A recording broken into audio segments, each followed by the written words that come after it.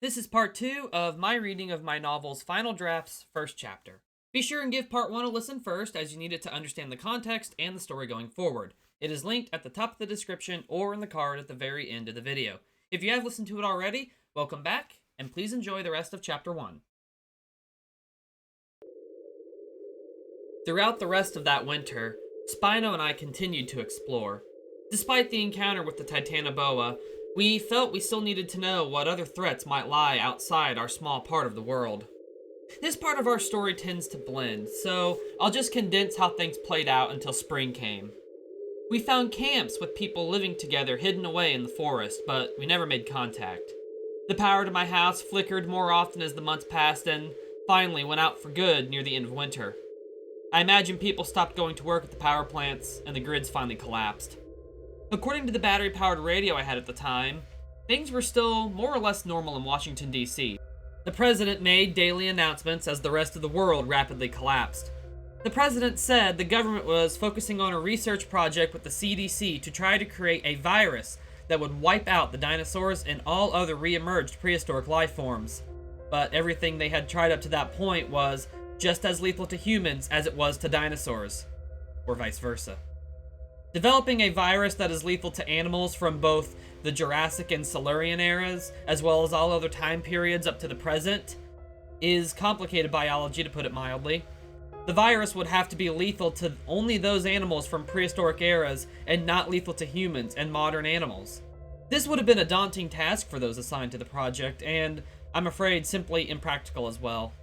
My belief is that the virus plan grew out of desperation and not strong science.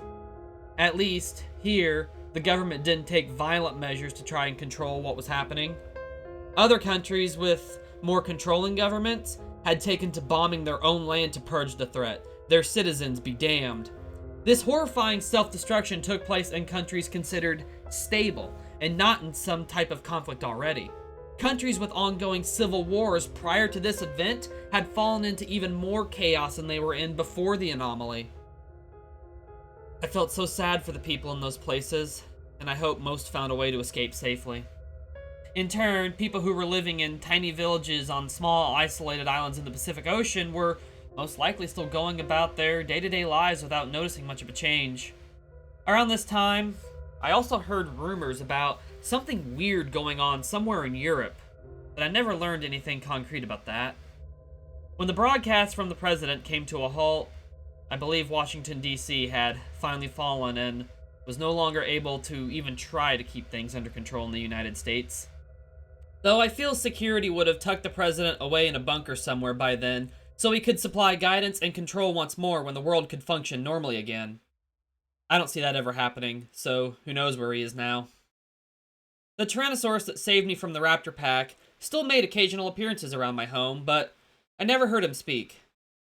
Like I said before, I knew he could speak because I saw the spark of intelligence in his eyes whenever I caught a glimpse of him.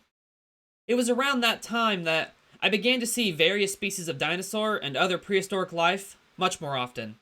These included various species, some I couldn't name.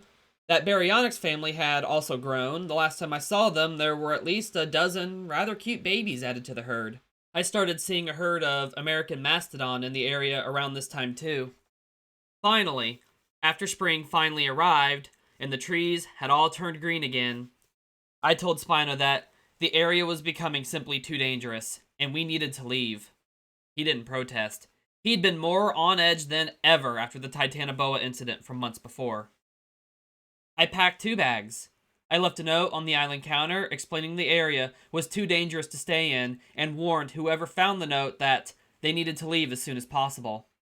I also left a mention about the direction which we had walked in, just in case any extended family decided to come try to find me. The least I could do was let them know I was alive. I had cut off contact with everyone but a cousin in Alabama when I went to college. There was a chance they had survived when things turned bad and might have tried to find me. I still don't know if they survived the first collapse, but I hope they did. This wasn't like an apocalyptic movie where a virus wiped out 99% of the population. In our new world, most of the world's population had survived. People scattered from the cities and into the countryside or onto boats on the ocean when things got bad. The majority of those who died when things fell apart probably did so in the cities, during the chaos of the collapse as people fought one another for supplies. At least, that's the image I gleaned from what happened here in the United States. It might have played out completely differently in other countries. I have no way of knowing. Just before I left my house for the last time with Spino, we had a surprise visitor. It was the Tyrannosaurus Rex who saved me from the raptors. He didn't speak, he just stood in the tree line and looked at us. After a while, he nodded his head at me in such a way that I understood it to mean he was saying goodbye and wishing us good luck. When we first came to a highway, I honestly wasn't sure what to expect. Roaming groups of people were sure to be everywhere, and these expansive roads would likely be one of their top choices for travel. When we came to the highway, a large divided one with 4 lanes, it was empty save for the abandoned cars scattered all around. Surrounding us were tall, forested hills and doubtless unseen threats. I think that seeing the abandoned cars everywhere brought on the true realization that the civilized world really had ended or was on the cusp of totally falling apart. It hit me like a truck that was flung off the road by a triceratops. I was appearing from roughly half a year in isolation to a new world. Reading about the collapse online and hearing about it on the radio still left a feeling of disconnect from it all. Seeing it with my own eyes is what made it real. Our trek down the highway, which wound through forests and hills and occasionally past silent towns, lasted for several uneventful days. I thought that maybe if I could find a police car, I could use the radio to figure out where people might have been, but I never could find one. Spino was able to find food for us both easily enough, and I'd packed enough water to last about 100 miles if I was careful with the amount I drank. Other than that, I didn't pack much. There were some clothes, some basic supplies, a small first aid kit, a small tent and sleeping bag, some other odds and ends, and a few of my favorite books. I also made room to pack a stuffed Dilophosaurus that I'd had since I was a kid. It was my equivalent to a teddy bear, and I just couldn't leave it behind. And so, I packed it.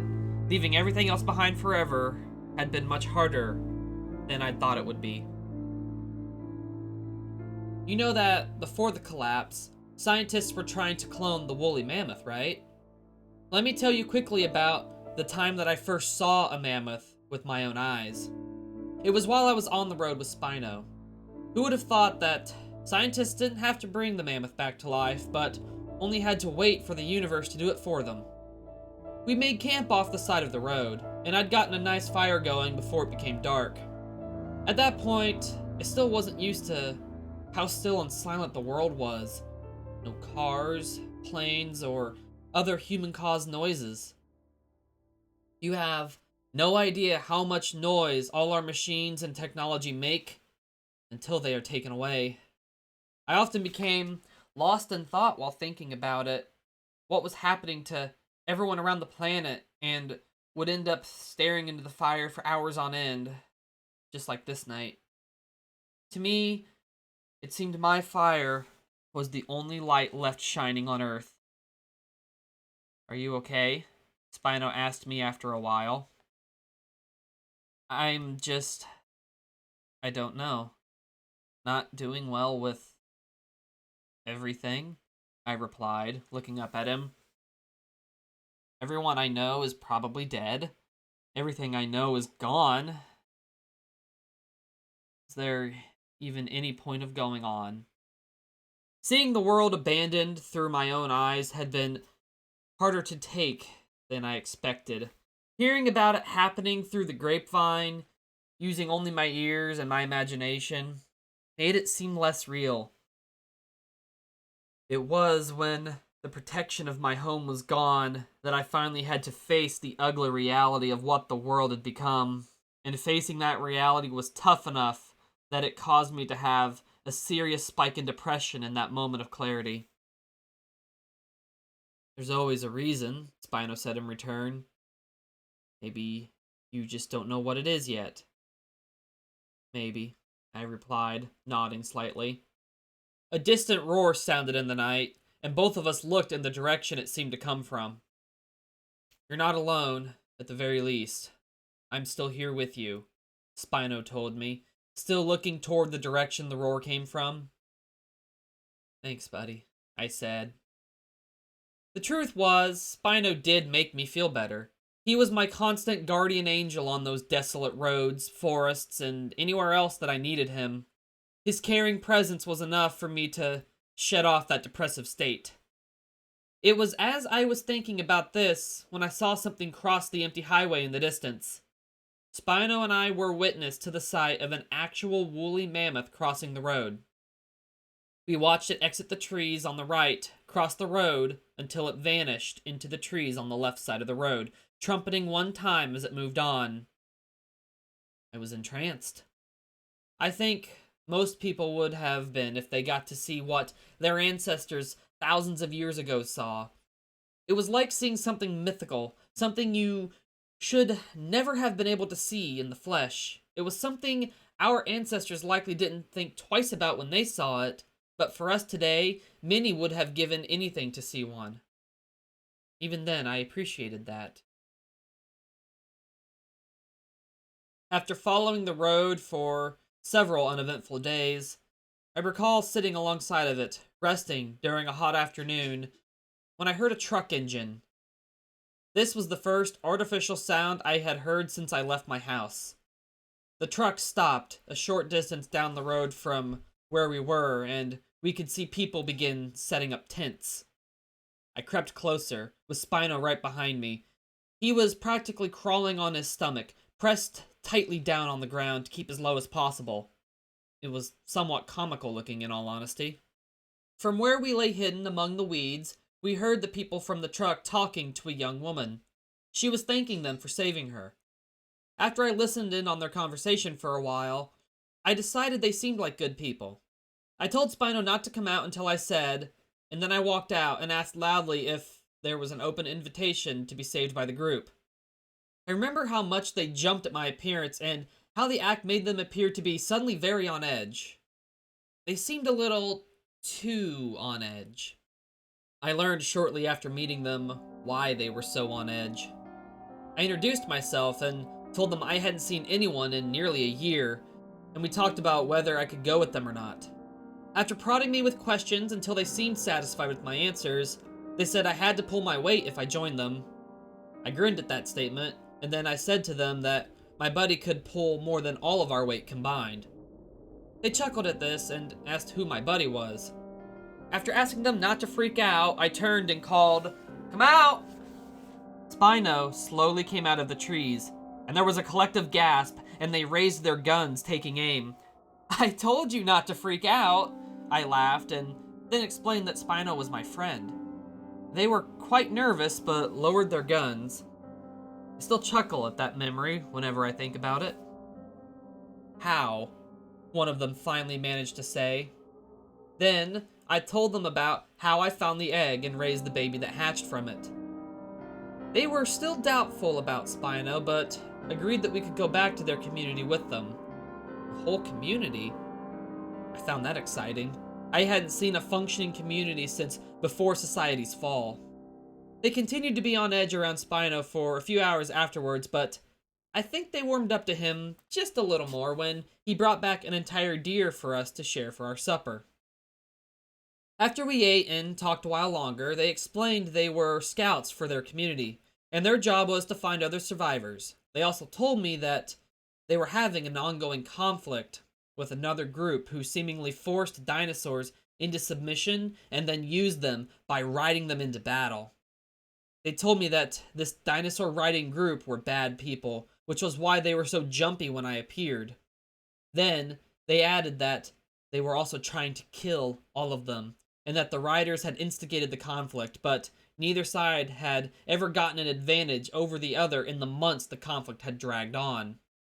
They'd been sent out a few days prior to our meeting by their community's leader to scavenge for supplies and find any people who were not affiliated with their enemy and needed a home. It was a job they'd been doing for months by that time, and they'd been doing it over again every few weeks, like clockwork. So, now we've covered up to my basic introduction to the community I still call home today. This next part of my story is how I found myself in the middle of a war to save it. It seems that even when the world falls apart around us, humans still cannot find it in themselves to get along and work together. I guess some things never change, and I find it amazing that humans ever got as far along as we did building civilizations throughout our collective history. Before describing my part in the war, I'm going to describe what the community is like, or was like at the time of my arrival. Before the world ended, the place had been a housing development, a newly constructed one in fact, so recently built before things fell apart that none of the houses had been lived in yet. This meant nice new houses, newly paved streets, lots of room, a park-like area at the center of the community, and even basic self-sustaining systems. They still had running water and basic electricity thanks to solar panels on each house, but keeping the running water system working properly did end up becoming an issue, and we had to shut the system off after about a year. Until we can find a natural spring to tap into and run that water through a reworked pipe system, we're out of running water. But we have wells to draw water from, so it's not a huge issue, just an inconvenience. I quickly learned that their town existed due to pure luck. When civilization was bursting at the seams and on the fringe of falling apart completely, many people fled out of the cities and moved into the country, as I deduced early on. Just before winter, during that time in autumn that the weather gets cold and stays that way, several groups of people came to the town because they knew that its construction had just been completed, partially due to signs advertising this fact out on the highways. They simply used leftover building materials from the construction to build the wall that surrounded the community. The wall was a giant, roughly square-shaped barrier around the community, about as tall as Spino, which allowed the community to remain as it was, while the world outside broke and fell into unprecedented chaos. However, the community members quickly found that there was a trade-off for living in this place. Since the area the community had been built in was very heavily forested on all sides, it was easy for others to sneak up close to the wall without being seen. In some areas, the trees grew right up against the wall. This lack of visibility was later cited by community members as a reason that the previously mentioned hostile group had been able to catch everyone unawares. Even with guards posted on the walls, the trees were simply too densely packed to see anyone approaching from anywhere but the road into town. However, cutting down enough trees to remedy that issue was considered an unworthy use of the limited resources the community had available. Such action would take use of more than the community felt they could spare on a single endeavor. Now that you better understand the community's situation, I'm going to get back to my part of the story. This chance felt like a time to begin once more. When Spino and I arrived outside of the gate, those who found us took out a walkie-talkie and explained to someone on the other end that they had 3 newcomers and to not worry because the dinosaur with them was tame and could talk. At this point, I could see the wall. Outwardly, it was covered in sheets of various metals. These sheets of mostly steel covered the original wooden wall that had been constructed and had been put up to further increase defensive abilities. Out of all the walls that surrounded the community, the wall in front of us was the only one with a gate. When the gate was pulled open for us, I saw it slid open on a track instead of swinging as I had thought it would. Once we were inside, I noticed a series of walkways along the perimeter for guards to walk along and keep watch, accessible by ladders. After we made our way further inside, Spino drew a bit of a crowd of onlookers. Back then, talking animals were still an alien concept to most, but he was quickly explained to everyone. Most people kept their distance, though. I remember what happened next clearly, so I can describe it in detail. A young African-American man stepped out of the crowd. He was around the same age as me. He walked right up to me, looking me in the eyes, shook my hand, and introduced himself. "Hi, name's Mark," he said. This was a man who would not only become my friend, but who I would come to view as the brother I never had. Mark was a man who had kind eyes, a slightly muscular build, and a protruding bottom jaw forming an underbite. Being polite, I shook his hand in return and smiled. "It's nice to meet you. I always come to meet the new people. Those same scouts found me out on the road. I'd been on the road for a while by the time they found me. I came from this big ranch house in Montana. I grew up there, but I left back in January and was trying to get to Washington, Mark explained. I remember saying, "Wow, you came from a long way," my eyebrows raising in surprise. Yeah, it was a long trip. I went east until I hit Lake Michigan, then I swung southeast until I came to the Indiana Dunes State Park, just outside of Chesterton, Indiana.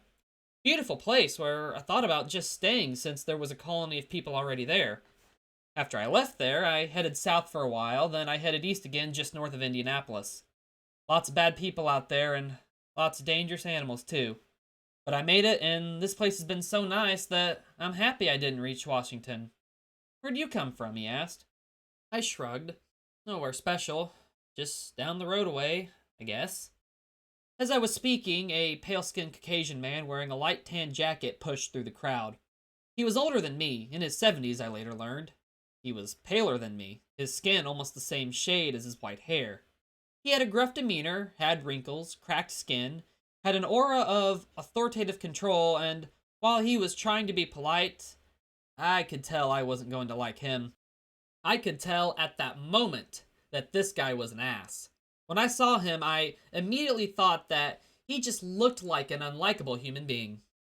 What I really noticed about him was his smile. It was the most insincere smile I've ever seen on someone. It very much said, "I'm smiling at you because you can give me something."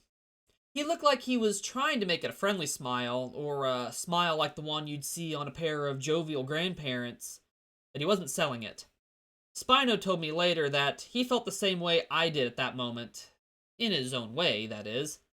I never wanted to eat someone more just off of first impression since we got here than that guy, was how he put it. He introduced himself as Wheatley and then said, "I'm the man in charge of this community and the one who okayed your large friend. But if there is any problem with him, you're both out. You understand me, sport?" "Yeah. And it's Nick, not sport," I said to him. Wheatley chuckled.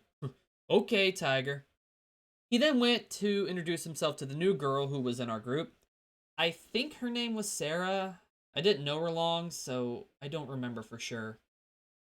Wheatley then showed us to our new homes. We stopped at mine first. It was a nice place, one I never would have been able to afford in the old world. Before I went inside, I walked around to the back of the house. The backyard was more than large enough for Spino to sleep and stretch out in comfortably. After making that determination, I stepped inside the back door. I set my bags down on the kitchen table. On the table, a newspaper from a few months back. The front page story was about living dinosaurs being found. I found this a little humorous, but decided to explore the two-story home instead of reading it. Our home was on a more isolated street in the town, within sight of the gate, and both houses on either side of us were empty. I was alright with that. I think they did it so Spino would be separated from everyone else. Spino didn't really like the place. He felt boxed in compared to the freedom he'd had all his life prior. So I tried to comfort him by telling him that he'd get used to it. It was our new home after all. That night, I ate supper while sitting in my new living room. I had been told that Spino would just have to tell the gate guards when he wanted to go hunting or leave the community for any reason, and that they'd let him out and back in upon his return. While I was eating, he was snoozing in the backyard, without having gone and eaten anything at all. I think he just wanted to stay close to me in case this place was a giant setup. The way Spino looked at Wheatley revealed that he didn't trust him or like him at all, even before he flat out told me his opinion of him. Despite my first impression of him, I didn't think Wheatley was all that bad through and through, but felt that he was a controlling man with little regard for others. I felt that Wheatley did appreciate having such an asset as Spino in his community, though. Of course, as I've mentioned, Spino's opinion was not as flattering. His thought was we'd be better off if he simply ate Wheatley and put an end to the irritation. But Spino knew better than to try it. I told him that, in exchange for a safe place to live, we could put up with a little irritation from the guy in charge. My first evening was nice. It was heavenly not having to look over my shoulder to make sure we weren't being trailed. Being eaten alive in my own home made me a little paranoid, so this change was welcome. I remember being surprised when there was a knock at the door. I had finished eating and was washing my plate. I dried my hands and went to open the door. Mark was standing there. I thought I'd come by and get to know you a little bit. Okay, come in, I replied to him, smiling. He came inside and I shut the door behind him. Mark sat down on a leather couch and I took the matching recliner. I offered him a drink, which he refused. With the preliminary niceties completed, we made inquisitive chit-chat. As we talked, I realized that Mark didn't seem to be the quickest person at picking up on certain social cues. He often spoke in long, unbroken monologues without pausing. I quickly learned that he was a man who enjoyed the sound of his own voice, and I found it hard at times to get in a word. However, I learned that he had a pure heart of gold, as well as a hopeful outlook on everything. I greatly enjoyed his company and the stories he told me about his family and his life in Montana. He was just as interested in my time raising Spino. Some of our conversation went like this. So, where do you come from exactly? He had asked me. I could tell he wanted specifics this time, so I told him about my old house, how I'd raised Spino there, and that I had walked all the way here with Spino, probably less than 50 miles. I asked Mark about himself, and he said he had wanted to join the military back in his teens, but the recruiter told him to leave, saying something about his poor vision being a danger to everyone. His mother had been heartbroken by this. My vision's not the best, he admitted to me, tapping his glasses. But I see just fine with these. I think that officer was just... He trailed off. An ass, I suggested, finishing the sentence with an understanding look. Mark smiled and chuckled. That works, nodding in an approving manner. I am a terrific shot and could have been the best sniper the US military ever saw for all that guy knew. But instead, I committed myself to taking care of the family ranch, which has been passed down from father to child since the Civil War. My granddaddy's granddaddy fought in that war, helped storm a Confederate fort on some beach even. Family story is that he shot some Confederate general and threw him over the wall. There's a picture of him back at the ranch. He was a big man, so it might be true. I hope I can go back to that ranch one day. My whole family is buried there, and I want to be too, if possible. We talked for several more minutes until Mark said he had to leave. It was getting late, and he rose early in the mornings. I wished him good night, and after he left, I went out to the backyard. Spino playfully pounced on me from the side as soon as I was out the door, pinning me down under one of his large hands, and he said, "Just because we're somewhere new doesn't mean old games are going to stop." He let me up, and I groaned. Being pinned, even relatively gently, by a Spinosaurus doesn't feel good. Remember that if you ever befriend one. They play roughly. I told him that I was fine with that, though he needed to remember he was not exactly small anymore. He seemed happy to hear that I was okay with old games continuing as they used to, so I don't think my advisory statement made any difference. I was pleased that he seemed to be warming up to the community. He laid down in the yard, and I joined him. Instead of sleeping in my new bed on my first night, I spent it snuggled with my giant best friend, as safe as could be. That first day was nice. It really was. As I pointed out, I didn't have to continuously look over my shoulder, and I could relax for the first time in months. Do you appreciate how much stress builds up in that amount of time? Finally letting it release was heavenly. That all came to an end on the second day. That was the day that I realized just how bad the conflict really was. The morning had begun well. I took a shower and shaved for the first time in almost a year. When I went outside, Wheatley was walking up to the door. My bliss came to an end pretty much right away from there.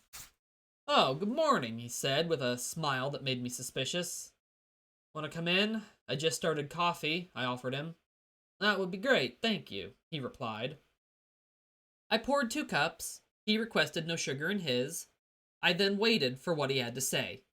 It didn't take long. He spilled the beans right away. "I'm sure you've heard about our little issue with the group we call the Dinosaur Riders, though most people simply refer to them as the Dino Riders for short. Just a nickname, mind you. We don't know what they call themselves. They're bandits, marauders, murderers.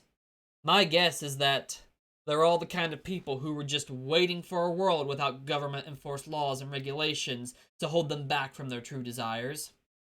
You and your giant friend are joining the fight against them. Consider it the price of admission." He then took a sip from his drink and waited for my reply. Couldn't argue, and just told him to go on and listen to what he had to say. As it turned out, the Dino Riders were a group who had shown up seemingly from out of nowhere, riding Utah raptors with slightly altered horse saddles. Those raptors they rode were smart dinosaurs, so the community's best guess was that they had been trained like people trained horses or dogs for combat. Some, or even all, of the raptors could have been the talking kind for all we knew. The riders themselves were a deviously clever bunch, often coming up with new ways of carrying out attacks. They also seemed like they were nothing more than traveling raiders that just hit any community or group they happened to find.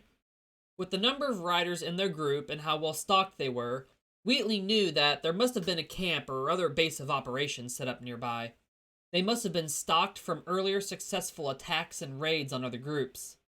Turns out that his prediction was correct. That very morning, some of the community's scouts found the Dino Riders' camp in a large field not far from the town. An attack was going to be carried out against the raiders later that day. My first day in the conflict played out like this. I was given a gun, and 2 hours later, riding on Spino's back, we left with nearly half the community. They were all in trucks or cars, and after a while of creeping along empty roadways, we stopped. Everyone left the vehicles and moved to a hill just off the road. The mission was simple. Get to a high point above the Dino Riders' camp and attack. We wanted to put an end to the fighting. Permanently. I learned this conflict had been ongoing since the middle of winter. I knew it had been going on for months, but I hadn't realized it had been that extensive. Also, most of the survivors in the community were not experienced or trained and had been forced to learn as they fought. Combine their lack of training with the amount of snow that had fallen over the winter, and it had been a very brutal few months for everyone involved. From what I was told, the populace of the community was much smaller when I joined than it had been originally. As we made our way to our point of attack, I considered what was about to happen. I never thought that I'd be forced to point a gun at someone with the intention to kill. I was trying to mentally prepare myself to pull that trigger, to murder someone, not defend myself. When we neared our destination, Spino dropped down onto his belly so I could slide off his neck and join the rest of the makeshift militia. They all crouched, walked, or crawled towards the top of a hill that we were to use for ambushing our enemies. Spino stayed back so he could not be seen. He was a wild card we could play if things got messy. We all went to the top of the hill and crouched down just off the side of the road and awaited the signal to attack. Just as we were about to stand up and start firing, several people, had to be riders, jumped out of the tall grass in front of us and stabbed several of our people with spears. We opened fire on them, shooting several people as they appeared from the tall grass. I froze, just like the time I'd met that first Tyrannosaur when the skirmish began and didn't shoot once. By the time those who'd ambushed us were lying dead on the ground, the riders down in the camp had jumped onto the backs of their raptors and began riding up the hill towards us, screaming war cries.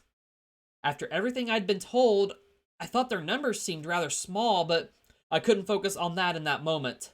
They had guns, too. Overall, they seemed rather well stocked, so I believe Wheatley's guess that they had raided and stolen from other smaller groups of survivors was correct. I also would bet that they fed their victims to their dinosaurs. They had to have some way of controlling those massive Utah raptors they rode. I cannot be certain that this assumption is correct, but it was probable. It seems impossible they could have easily fed a whole cavalry of Utah raptors without resorting to some sort of mass production of meat. People are resourceful, and the Dino Riders clearly had found a way to deal with the issue of feeding their steeds. The raptors were coming at us fast in a blur of claws and feathers, and we moved back toward the cars for cover. Some of the riders with bows began shooting flaming arrows at us as we backed off. Others were using what were clearly poisoned arrows, while others began firing normal, unaltered ones at us. It didn't really matter what type of arrow they used, though. Each one could kill you. I knew that once the riders with guns got to the top of the hill, the place would become a shooting gallery. It was at this time that I raised my weapon with shaking hands. By then, I'd mentally prepared myself enough that I knew I could shoot to kill. I ducked next to a car and waited. The riders only stopped their charge once they reached the top of the hill. It was at this time that Spino revealed himself and roared. Terrified at the sudden appearance of a giant carnivore, the riders scampered in all directions. Seeing them scatter was a great relief. If Spino hadn't been there, most of us, if not all of us, probably would have been killed. The Dino Riders had clearly been ready for us, so they must have known we were coming. Maybe their own scouts had seen us? It didn't matter. That day we were saved by our Spinosaurus friend. But damn, the riders were slippery. While we were tending to the wounded, our handheld radios broke out in a mix of voices and static. We quickly picked up on what was being said, and it was the worst thing we could have heard. The Dino Riders were attacking our home, and most of the community's fighting force was outside of our walls. It turns out that several riders had climbed the walls like actual monkeys, overpowered the guards on the wall, and pulled the gate open just enough for the Utah Raptors to start slipping inside. The other riders outside then appeared from the forest, pulled the gate open fully, and attacked. It was the first time they had gotten inside the walls of the community. Whenever we heard about it, an intense firefight had already broken out on the main street. I just didn't understand how they reached the community so quickly. Utah Raptors were fast, but not that fast. But I learned. We all learned. My observation of there being so few of them during our attack had been an omen. They'd been 2 steps ahead of us from the start. We got home quickly and found several houses ablaze and a full-on war raging throughout the town. The most intense fighting was in the area around the gate. Suddenly, the riders from the camp reappeared from behind us. They had divided their numbers from the beginning, with the bulk of their forces waiting to attack the community while we were gone. As we returned to our home, possibly as many as over 100 more Dino Riders charged in behind us, cutting us off from any escape and trapping us all inside. Shit, there's more than we thought! A voice shouted through the radio I was wearing on my waist. I found out later that this was the first time the community had seen the Dino Riders in full force because they often attacked with small groups or deadly ambushes that left no survivors. It seemed that their patience had run out and they decided to attack in full force while our numbers were divided. The ones in the camp hadn't put up a fight at all because they were just a distraction. Spino was our saving grace again. Even with their numbers, the Dino Riders, even their raptors, couldn't fight off a massive, oversized Spinosaurus. Throughout the battle, I shot several riders and their dinosaurs. This was an action that only really hit me emotionally once it was over, but the only one of us who made a real difference at the end of it all was Spino. That day, he got his claws very bloody, killing at least 40 Dino Riders on his own, with his teeth, his claws, by stepping on them, biting them, and throwing them. He saved us that day. He was enough to finally make the Dino Riders flee the battle and retreat into the forest. It had been hours of hard fighting, but we had driven them out.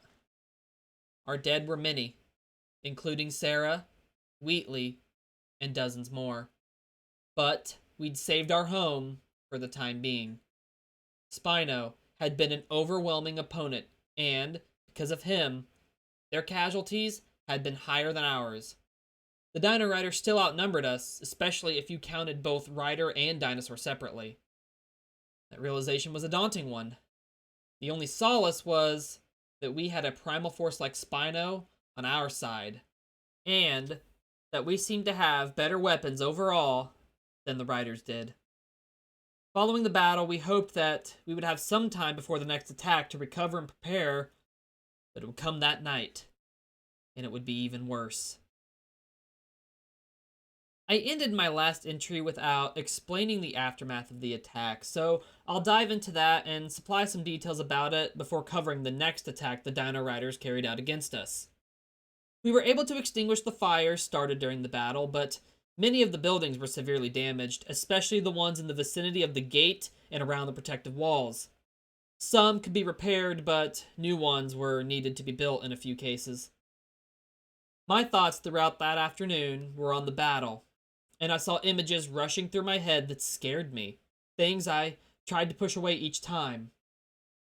In the moment of reflection, the thought came to me of just how easy it had been to turn a gun on another human being. The first man I shot was one who jumped from his raptor and sprinted at me with some handheld weapon. I didn't think about it. I just pulled the trigger and kept firing until he was on the ground. I killed a person, but had not really thought about how easy it had been. When I realized later that it had been so easy, I became really scared. This new world changes you quicker than you realize. What it changed me into was something I did not want to consume me. That's a side of me that still exists, and it still scares me, but I have never let it dominate me. Still, throughout the battle, it had become so frighteningly easy to take another's life. In the apocalypse setting, killing is an inevitability.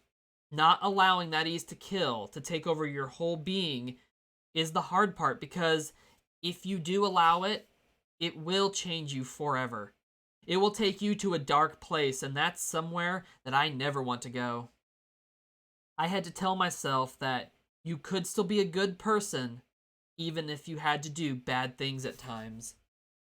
For those of you sharing this world with me, you will eventually have to get blood on your hands, if you haven't already. Don't let it define you. You can stay a good person even when you must do the worst things imaginable just to stay alive. Just remember that. Your actions don't define you if you don't let them. During a more placid moment of that afternoon, I decided to have a seat on a bench near my house. It had remained undamaged during the invasion of the Riders. I willingly relinquished it for community use due to the number of damaged buildings, and it was being used to house several wounded people temporarily. The community ended up needing it for several weeks because my house ended up being used to hold people who had suffered burns from the fires. As I sat on the bench, I was joined by Mark, who had survived the attack. He began chatting with me, just as he had the night before. "You know what I'm going to do when this is all over?" Mark asked me, having picked up where we'd left off last night.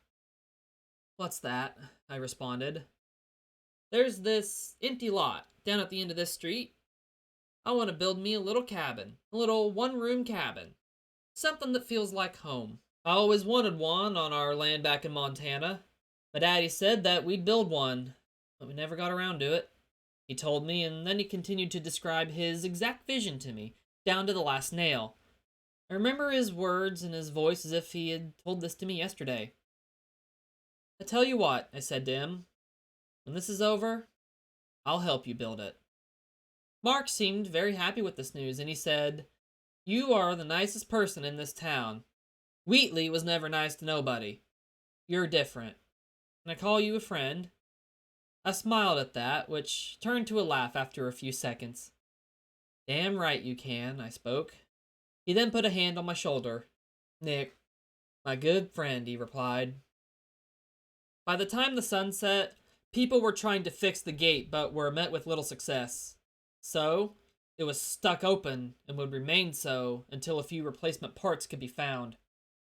After watching them try to clear away the mess for a while, I found that I needed to not see it for a while.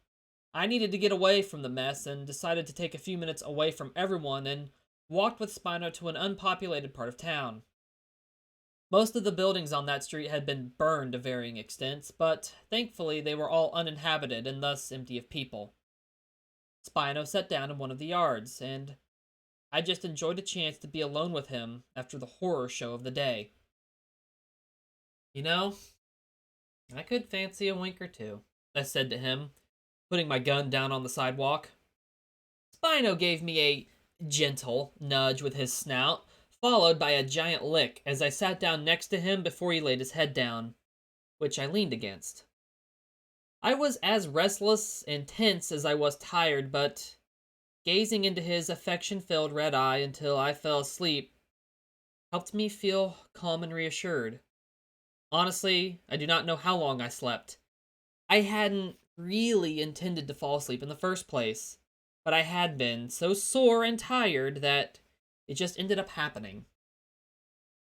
Put it lightly, it had been a bad day. Spino was more worried for me than he was about the town, which was why he didn't stop me from falling asleep. Cheeky dinosaur. When I woke up, it was dark out. It must have been sometime in the middle of the night. The sounds of popping, crashing, shrieking, and screaming from near the gate woke me. The gate was a few streets over from where we slept, so I couldn't see what was making the sounds. Spino then looked down at me, and he simply said, "They're back." There was already a tense firefight going on when we arrived back at the main area of the town, and I got to experience the ugly horror of war once again. I tell you, that stuff leaves deep wounds that never heal, not fully. I was witness to several people from the community getting jumped on, pinned under, and mauled by the large raptors the Dino Riders used as steeds. War cries and gunshots sounded from everywhere, along with roars from the Riders' Utah Raptors, and the occasional explosion which left several more buildings on fire. Stray bullets flew over my head before I reached the street where the main battle was happening. I scanned the battlefield once I arrived. The street was illuminated by the red glow from burning buildings, and I saw Mark struggling with someone who had a knife and was straddling him. "Mark!" I shouted, adding my voice to the cacophony filling the night. I raised my gun, but Spino got to the guy instead. Swinging his clawed hand down, he sent the Dino Rider attacking Mark flying into a burning building. I watched the rider crash through the charred roof and fall inside, where the flames consumed him like a baryonyx consumes fish. I hurried to Mark's side and helped him to his feet. "You okay?" I asked him. He nodded, adjusting his glasses. "Thank you, both of you." As we joined the fight, I noticed several folks from the community dove into some of the ditches alongside the streets and were using them for cover as they shot at both attacking humans and dinosaurs from a place of relative safety. There must also have been some Dino Riders outside because a constant barrage of flaming arrows was raining down on us and our buildings from the other side of the wall. Occasionally, a flaming bundle would fly over the wall and explode when it landed. Maybe that was why so many of the Utah Raptors didn't appear to have riders at the time. Amid all this, I saw one rider in particular who caught my eye. He was standing alone down the street close to the gate, just watching everything happen. He was wearing the top half of a Force-Saracid skull like a helmet, his eyes staring out from behind the vacant sockets where the bird's own eyes had once been like an uncanny ghoul. The bird's beak was shaved back, but curved downward very intimidatingly to a curved but sharp point. His face was hidden behind the beak. The bones seemed bleached white, but were now splattered with blood, smeared with dirt, and painted with ash. His eyes, though, were what caught my attention. The way they gleamed in the firelight. The fire illuminated the insanity in that man. He seemed very well built and was holding a hatchet in his right hand. There was another explosion between us, and a cloud of smoke obscured him from view, and he was gone when it cleared. I never saw him again. I also saw no other rider wearing any bones at any point. Animal skin, sure, but no bones. I still wonder what that guy's story was, and if he was someone important to the riders. Maybe their leader, even. I picked my target. A group of Utah Raptors just milling around, and started shooting them. One of the dinosaurs had a rider on its back, and he jumped off as my bullet killed his raptor. The rider threw an actual grenade at me as I shot him. It landed a few feet from me, but thinking fast, I whacked it with the butt of my gun, and it flew into another crowd of attackers. There were at least 10 riders taken out by the explosion. All casualties were humans, as there were no dinosaurs among the group. As I hurried to cross the street, I spotted both human and dinosaur marauders attacking the building that served as a makeshift treatment center housing the most critically wounded from the earlier attack. Several people, who volunteered to work as nurses, were standing outside, armed with automatic weapons, defending the entrance. Their bravery was to be commended, but, sadly, was all in vain. A Dino Rider threw a grenade that went crashing through one of the building's windows. I watched as the guards went inside to rescue whomever they could in the few seconds that they had. But no one ever came out. I raised my gun to fire at the Dino Rider who had thrown the grenade, but my gun clicked. "Oh shit," I remember saying as I realized I had never put a fresh clip in after the last attack ended. I didn't have time to think of something brilliant though, because a large man holding an axe charged at me. I dropped my gun and picked up a long section of metal pipe that was lying close by, likely having been blown out of a building by one of the explosions. I ducked when the man swung for my head, and then I swung my pipe upward, striking the man on the chin and making him tumble back. Spino had seen what was happening and got behind the rider as I swung. The man tumbled backward, landing in Spino's open jaws. Spino slammed his massive jaws shut, and I could hear the crunch of the Dino Rider's body as Spino's teeth crushed him. By now, most of the buildings in the immediate area were on fire, but most of our people didn't panic. With Spino's help, I managed to rally our people into a defensive wall that began forcing the Dino Riders back. The buildings on that street that were not on fire were being heavily defended by several of our people who had run inside and began shooting at the Dino Riders from out of open second-story windows. These buildings also offered safe places to take the wounded. Many had been hurt. I vividly remember the grisly wounds left on those who had survived being mauled by Utah raptors. I couldn't stand to look at them, and visualizing them now makes me feel ill. How we pulled it off, I still don't understand. I was honestly so into the moment that I don't remember all of it. But as a rallied force, we pushed the Dino Riders into a second retreat and secured the town once again. It almost felt like divine intervention. We won the fight once again, but we all knew that, unless something changed, we'd be in the same situation again. And after everything that happened, our ship was close to sinking. We knew that one more attack would be enough to ruin us. We had to be the ones to make a decisive blow, but we needed more people to do it. As much as Spino proved to be a near unstoppable force in battle, he wasn't enough by himself. Thankfully, it turned out that others were thinking like I was and knew we needed to find some new allies to help us defeat the Raiders. I'll skip the details of that night of treating the wounded because it was so gory that I'd rather forget it entirely. When the sun came up, I was exhausted, soaked in drying blood, and apparently, I laid down on the grass and passed out from exhaustion. Spino says he took me to the same isolated area where I had napped earlier so he could watch over me until I woke up. He wanted me to have a proper rest, despite what anyone else might have thought about it. He's sweet for a Spinosaurus, no? I woke up that afternoon, cradled within his claws, more mentally exhausted than I'd ever been before in my life. After a while of laying there on the earth's floor, sore and still exhausted despite sleeping most of the day away, I knew that I had to help the short-handed community. So, I stretched and joined in the cleanup of the charred rubble. After the multiple attacks, at least half of the buildings and homes were burned beyond any hope of repair, and they'd have to be torn down and built anew. Obviously, that wasn't something that could happen until the conflict was over, and that same afternoon, we held a town meeting in the small park to discuss how our new beginning could be brought about. The atmosphere from the people in that meeting is something I will never forget. There was a feeling of loss, despair, and acceptance of defeat. Yet a twinge of defiance lingered, and there was an undertone of determination pervading throughout the room. We all wanted to overcome the horrors we had seen. Those feelings took root in my mind, and when someone shared the idea of sending people out to look for another established group to help us, I instantly volunteered to do it.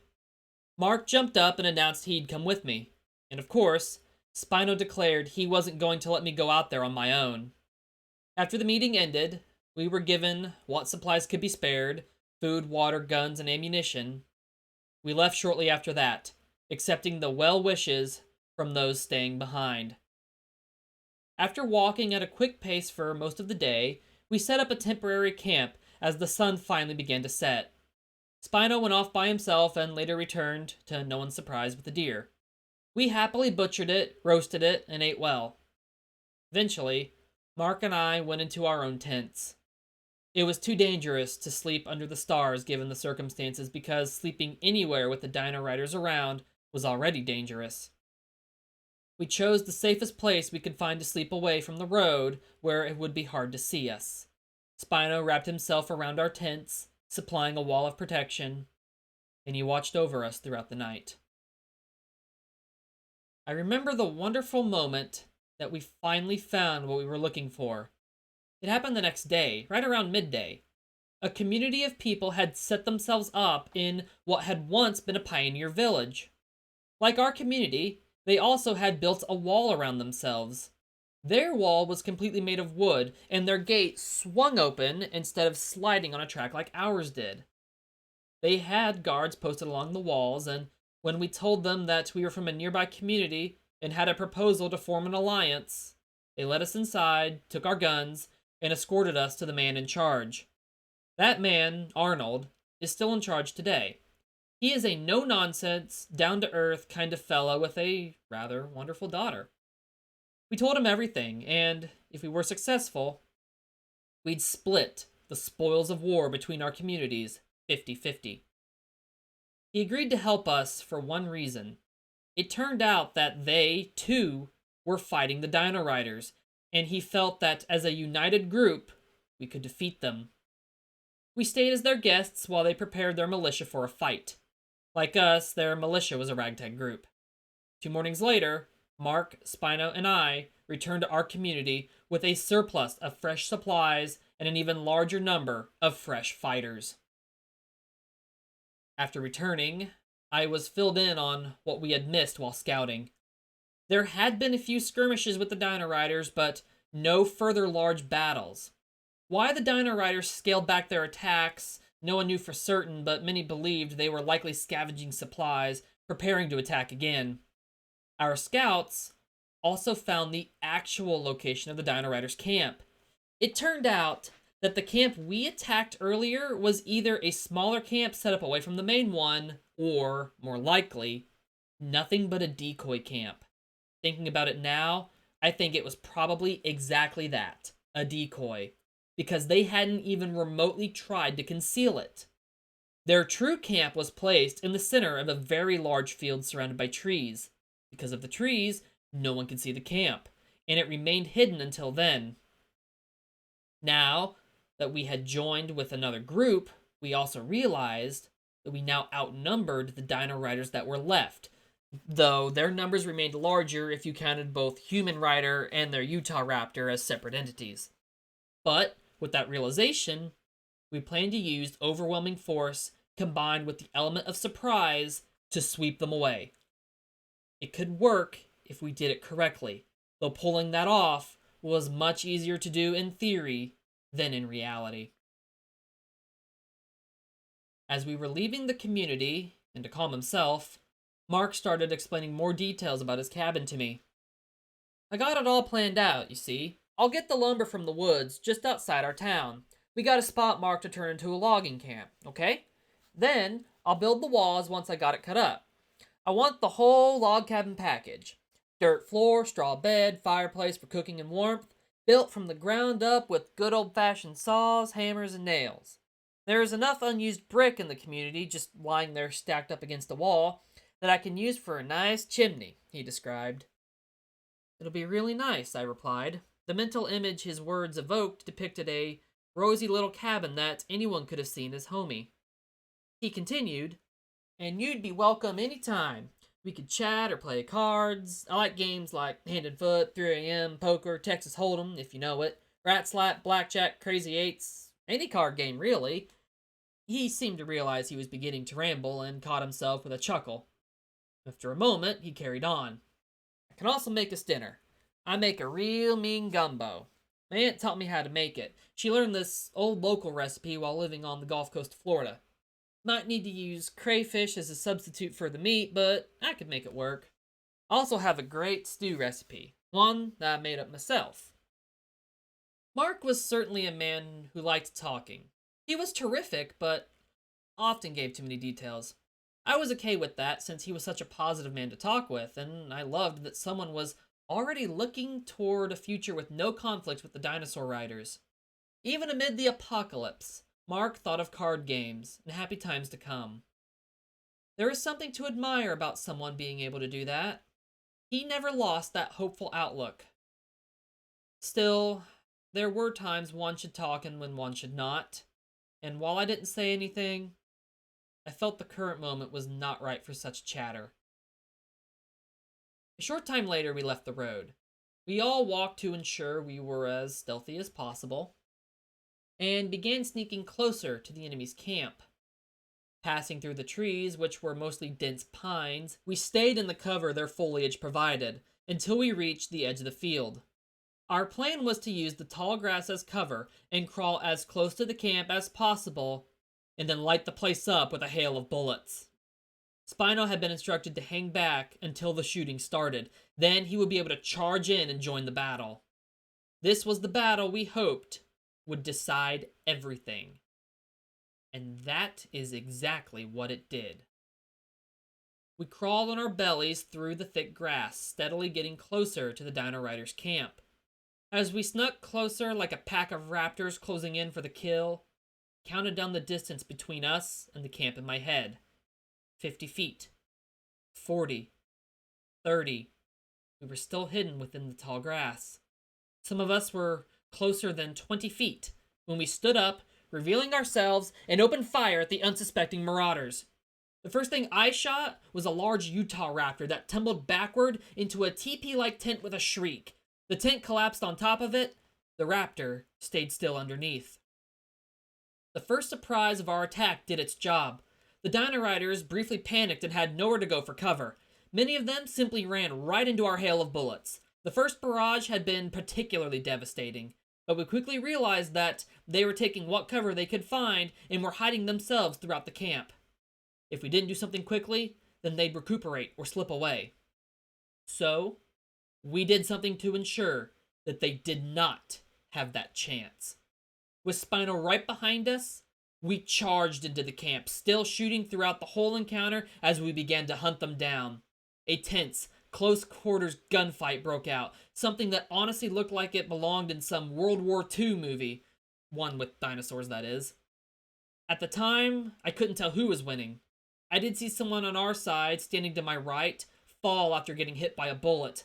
I aimed and then shot the Dino Rider who shot the person standing next to me. If the situation had been less hectic, I would have tried to help them, but the situation didn't allow it.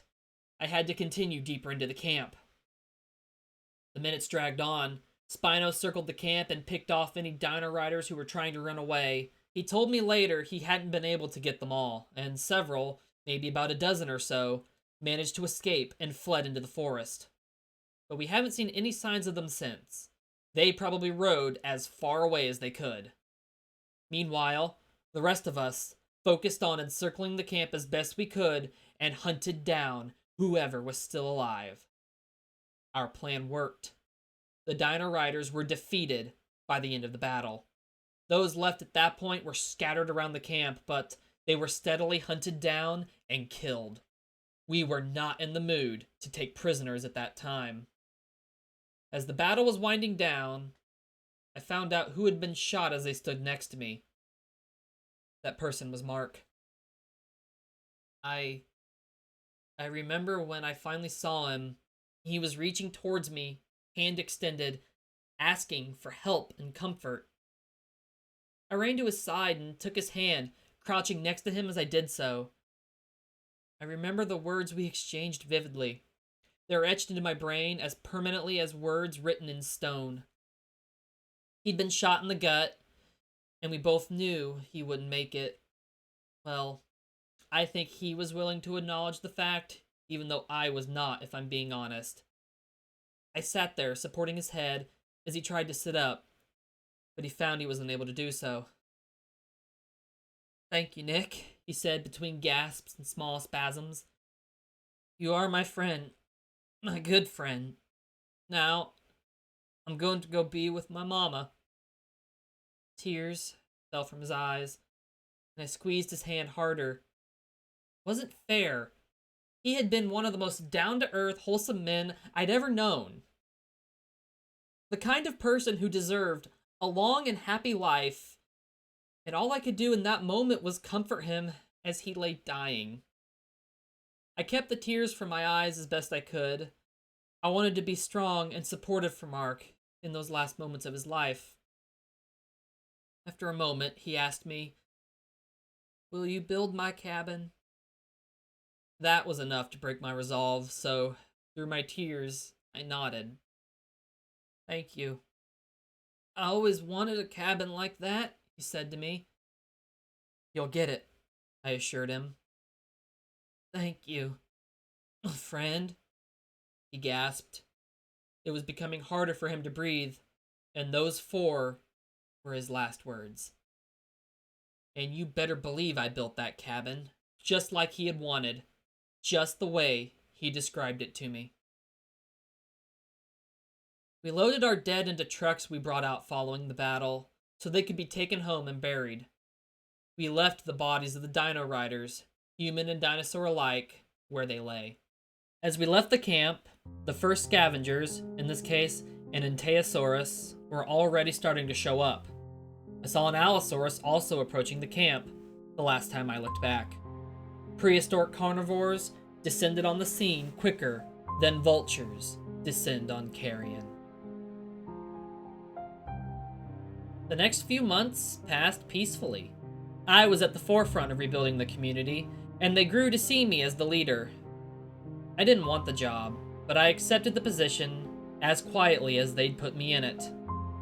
I'm still considered the leader today. I try my best to make my little pocket of civilization flourish in a world turned into a crazy mix of Silurian, Permian, Triassic, Jurassic, Cretaceous, Eocene, and every single damn era that existed before, after, and in between. It's not just us in this crazy world, though. Our area holds more than just us and Arnold's community. We found 2 other communities as well. There are 3 other communities of survivors doing the same thing as we are in ours.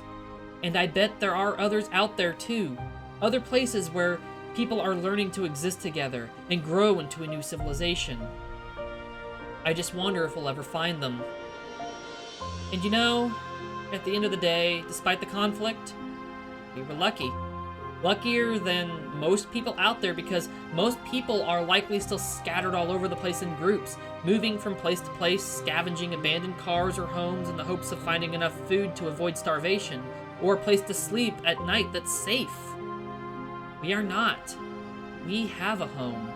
Despite everything that happened, we have food, beds, and a place to be.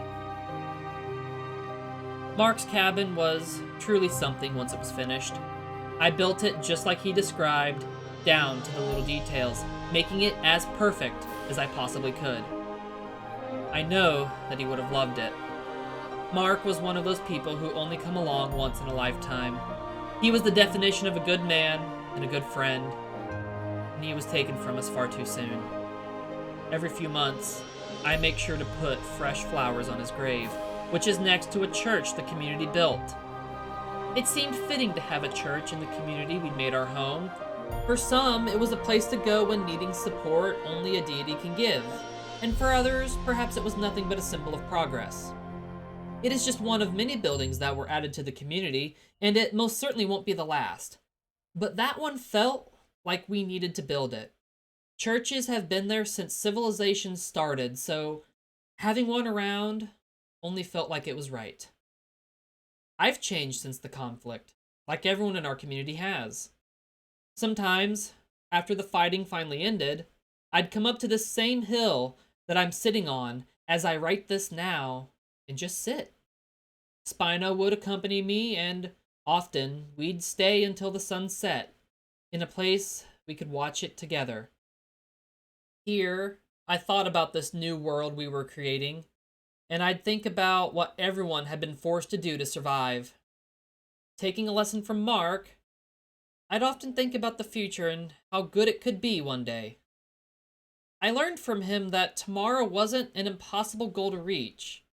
I'd seen so much, learned so much, and so I knew we could make it happen. It seems that we are well on our way of doing it too. I also came to peace with the terrible things I had to do. None of it defined me. But that isn't all that's different about me now. I have a wife, Arnold's wonderful daughter I mentioned earlier. She is the most beautiful, loving, and maybe just a bit overprotective woman I've ever known. My wife and I are talking about having a kid, which seems surreal to me.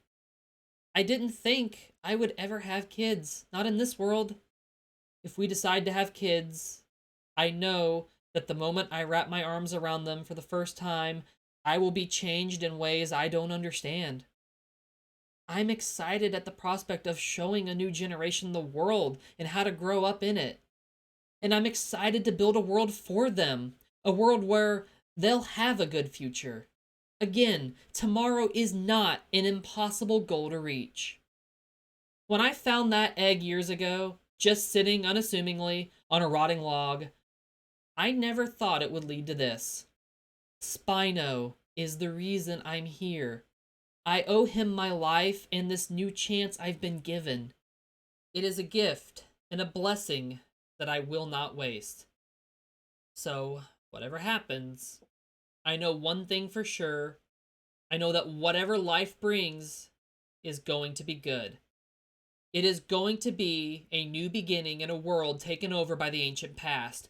One where modern society was beaten by the power of nature, but also one we still have a chance in. I found what I was meant to do, and I know now who I really am. For the first time in my entire life, I know who I am and what I was looking for. I found my missing piece.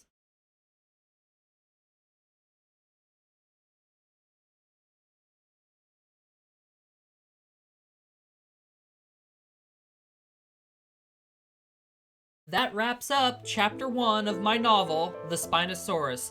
It's rather its own short story that opens the book, actually, a little self-contained narrative. If you listen to the other earlier rough draft narrations from a few years ago, you'll know that at the start of the next chapter is a 10-year time jump, and that is when the main plot of the book truly begins. The Spinosaurus is divided up into 5 novella or short story length story arcs that span decades and tell a single overarching interconnected story, but also each have their own beginning, middle, and end. You just listen to the first one. I'll link my earlier reading from a few years ago of the next chapter at the end and in the description if you want to listen to it and see the start of what happened next. I plan to record its final draft at some point in the near future towards the end of the month too, so stick around for that and tell me what you think of this. The world, character, setting, all of it. This was just a little introduction, it really is. There's a lot more to come in the actual book. But I'd love feedback even as I finish doing the last edit of the book. Also coming later this week is going to be me reading from the still rough draft of a standalone spin-off of this set 21 years into the apocalypse. So if you enjoyed this and want to see that, then stick around please and give the novel a read when it's out. It would mean so much. I've been working on this story in some form since 2018, and the fact that it's going to be my first novel is surreal to me. Writing has always been a passion of mine, and I'm happy to share it, and I hope you'll join me. So please, give the older recording of the next chapter a listen, or, wait for the new one that'll be in the next couple weeks. Or any of the other stories that I've done, give them a listen, please. I'll link them all I'll link some at the end of the video for you. For now, though, thank you for listening. Have a good one, everyone. And sincerely, thank you. I'm so passionate about this and excited to finally share it with you after being quiet about it for a few years since I stopped doing narrations a year and a half, 2 years ago. I'm so excited to finally share it with you again. To those who stuck around from the original narrations I released, an extra special thanks to you. Thank you for listening.